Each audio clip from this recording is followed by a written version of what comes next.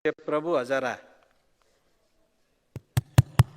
सामान्य सभामुख महोदय, पर्सा जिल्लाको गण्डक नहरमा तिलावे पुल विगत लामो समयले भाँचिएर त्यो बिग्रिएको छ र त्यो तिलावे पुलमा आवत जावत गर्न जनतालाई एकदमै कठिनाइ भएको छ। म ऊर्जा तथा सिँचाइ मन्त्रीजीलाई भेट गरेर आफै कुरो राखेर निवेदन पनि दर्ता गराएँ। कम्तीमा एउटा बेली ब्रिज, त्यो तिलावे पुलमा डाइभर्सन पनि अट्दैन, बेली ब्रिज नराखिकन त्यहाँ आवत जावत गर्न साह्रै नै अप्ठ्यारो परेको छ र त्यो भेगका जनताले एकदम कष्टकर जिन्दगी बिताइरहेका छन्। त्यस कारणले मैले यथाशीघ्र बेली ब्रिजको एउटा व्यवस्था गर्न आग्रह गर्न चाहन्छु र सँगसँगै अहिले खादमलको कुरो हामीले विगतमा पनि उठायौँ।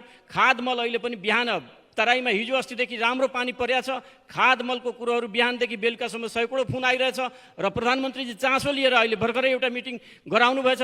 त्यसकारण म प्रधानमन्त्रीलाई धन्यवाद दिन चाहन्छु। यथाशीघ्र खादमलको व्यवस्था गराउन म सम्बन्धित मन्त्रालयलाई आग्रह गर्न चाहन्छु। हस्, धन्यवाद। माननीय सदस्य प्रेम सुवाल।